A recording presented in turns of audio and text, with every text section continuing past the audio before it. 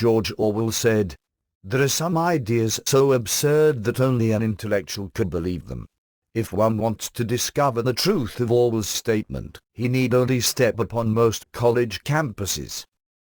Faculty leaders of the University of California consider certain statements racism and feel they should not be used in class.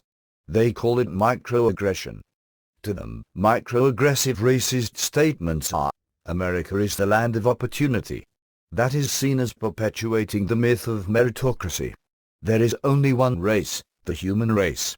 Such a statement is seen as denying the individual as a racial/cultural being. I believe the most qualified person should get the job. That's racist, because it gives the impression that people of color are given extra unfair benefits because of their race. These expressions don't exhaust the list of microaggressions. Other seemingly innocuous statements deemed unacceptable are, "Everyone can succeed in this society, if they work hard enough. When I look at you, I don't see color," or "Affirmative action is racist." Perhaps worst of all is, "Where are you from or where were you born?" For more of this, see a document released by the College Fix titled, "Diversity in the Classroom, Nuclear Diversity and Faculty Development." This microaggression nonsense, called micro-totalitarianism by my colleague Dr. Thomas Sowell, is nothing less than an attack on free speech. From the Nazis to the Stalinists, tyrants have always started out supporting free speech, and why is easy to understand. Speech is vital for the realization of their goals of command, control and confiscation. Free speech is a basic tool for indoctrination, propagandizing, proselytization. Once the leftists gain control, as they have at many universities, free speech becomes a liability and must be suppressed. This is increasingly the case on university campuses. Daniel Hanninger, deputy editor of the Wall Street Journal's editorial page, writes about the campus attack on free speech of different ideas in his article titled, "Obama Unleashes the Left, How the Government Created a Federal Hunting License for the Far Left." He says that in the Harvard Crimson, an undergraduate columnist wrote, "Let's give up on academic freedom in favor of justice. When an academic community observes research promoting or justifying oppression, it should ensure that this research does not continue."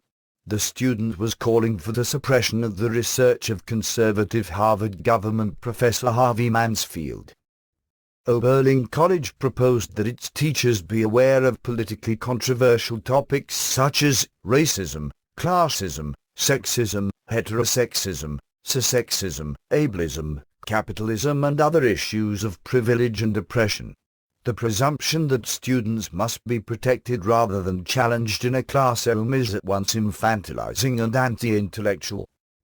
Last year Vassar College faculty and students held a meeting to discuss the school's movement to boycott Israel. Before the meeting, an English professor announced the dialogue would not be guided by cardboard notions of civility. That professor's vision differs little from Adolf Hitler's brown-shirted thugs of the paramilitary wing of the Nazi Party in their effort to crush dissent.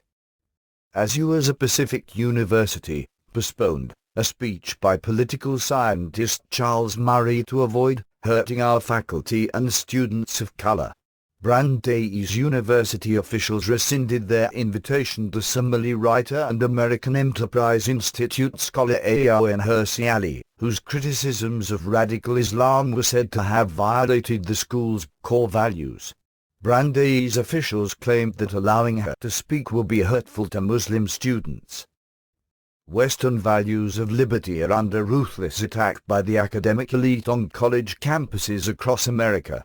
These people want to replace personal liberty with government control. They want to replace equality before the law with entitlement. As such, they pose a far greater threat to our way of life than any terrorist organization or rogue nation. Leftist ideas are a cancer on our society. Ironically, we not only are timid in response, but also nourish those ideas with our tax dollars and charitable donations.